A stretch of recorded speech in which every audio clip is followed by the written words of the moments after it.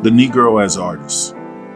When a few American Negroes, less than 3 generations ago, began to paint and model and aspire to be artists, it was not only thought strange and unusually ambitious, but most people, even they themselves, thought it was the Negro's first attempt at art. Art, in fact, in those days was thought to be the last word in culture, the topmost rung of the ladder of civilization.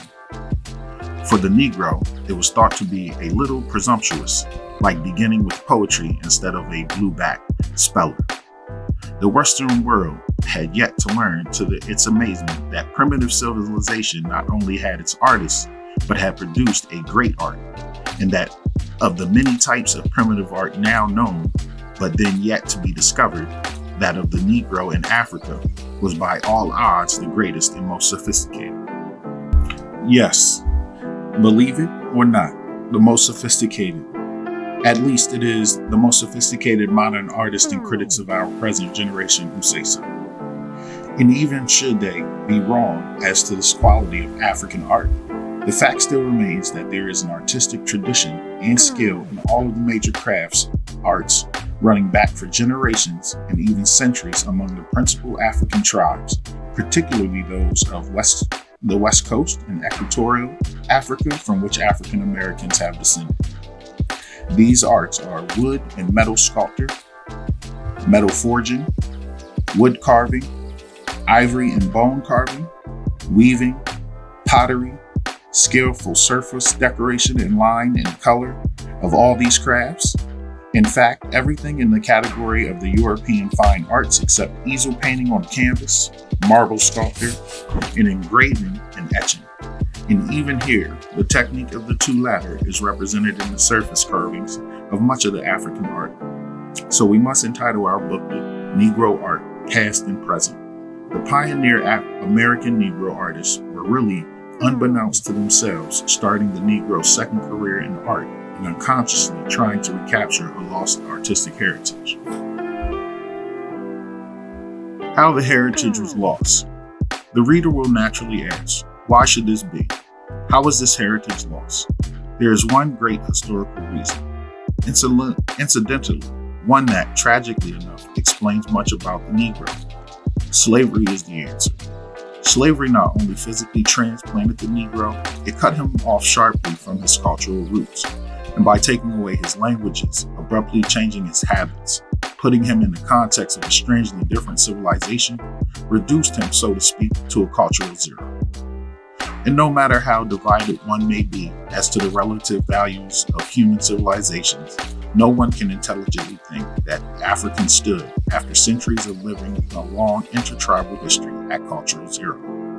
One of the high points in African civilization, like all primitive cultures, was dexterity of hand and foot and the coordination of eye and muscle, which constitutes physical skill. This expresses itself in elaborate and fine native crafts, the traditions of which have been built up in generations of trial and error experience.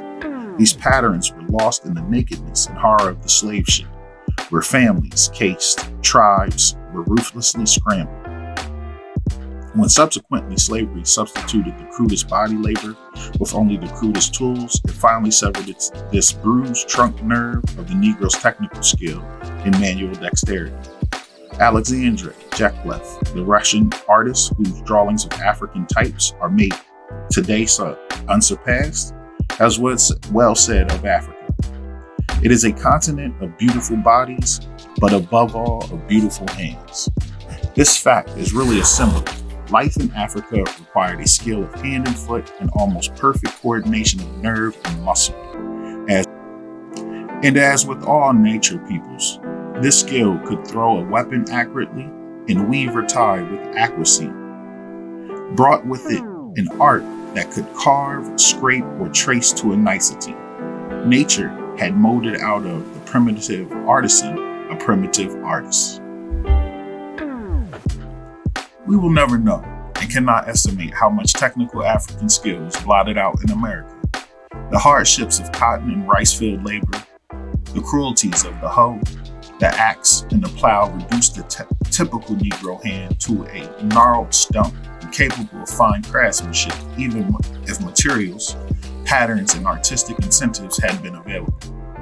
But we may believe there was some memory of beauty, since by way of compensation, some obviously artistic urges flowed even with the peasant Negro toward the only channels of expression left open, those of song, graceful movement, and poetic speech. Stripped of all else, the Negro's own body became his prime and only artistic instrument. Dance, pantomime, and song were the solace for his pent-up emotions. So it was the environment that forced American Negroes away from the craft arts and their old ancestral skills to the emotional arts of song and dance, for which they are known and noted in America. When a few Negroes did get contact with the skilled crafts, their work showed that here was some slumbering instinct of artisan left. For especially in the early colonial days before plantation slavery had become dominant, the Negro craftsmen were well known as cabinet makers, marquee tree setters, wood carvers, and ironsmiths as workmanship of many colonial mansions in Charleston, New Orleans, and other colonial centers of wealth and luxury will attest. Artistic reversals. But even in survival, the Negro's artistry was turned completely inside out. His taste, skill, and artistic interest in America are almost the reverse of his original ones in the African homeland.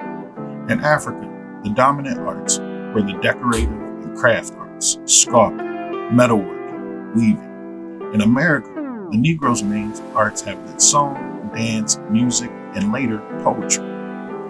The former, being technical, are rigid, controlled, disciplined, thus characteristic African art expression is sober, heavily conventionalized, and restrained. The latter are freely emotional, sentimental, and exuberant, so that even the emotional temper of the American Negro represents a reversal of his African temper. For example, the American Negro is generally credited with a barbaric love of color, which indeed he does seem to possess. But as a matter of fact, African arts are in most instances very sober and subtle in their use of color, representing a very sophisticated taste. The notion of tropical extravagance about color turns out to be one of those myths that the facts do not sustain. Formal decoration and design are much more important than color in typical African art. What we have then thought primitive in the American Negro, his naive exuberance, his spontaneity, his sentimentalism, are then not characteristically African and cannot be explained as an ancestral heritage. They seem the result of his particular experience in America and the emotional upheavals of his hardships and their compensatory reactions. True, these are now very characteristic traits, but they represent the Negro's acquired rather than his original artistic temperament, his second, not his basic artistic nature. So the experiences which unmade the African as artist made the American Negro over into a different sort of artist after a painful gap in which he was barely artistic at all. Historical perspective. So we need this historical perspective at the very outset to get the true values of the Negro as an artist. After achieving what is today recognized as great art and the tradition of great art in Africa, the Negro artist in America had to make another start from scratch and has not yet completely recaptured his ancestral gifts or recovered his ancient skills. Of course, he must do this in the medium and manner of his adopted civilization and the modern techniques of painting, sculpture, and craft arts. But when his development finally matures, it may be expected to reflect something of the original endowment, if not as a carryover of instinct, then at least as a formal revival of historical memory and the proud inspiration of the reconstructed past. But until we reach that late date at which the world of art and the younger Negro artists rediscovered the art of the Negro past, we will now leave this background out of our picture and follow first the slow revival of the Negro's former fine art as it begins in halting and somewhat overambitious imitations of arts of the white man's culture. Even this short foreground progress is romantic and inspiring as we see the Negro, adjudged pretty generally as the man who can sing and dance and play, but who has not supposed to paint, draw, and sculpt, gradually evolved from the whitewashed pail and brush to the painter's brush and palette, and from the jackknife and whittlestick to the carver and the graver's tools.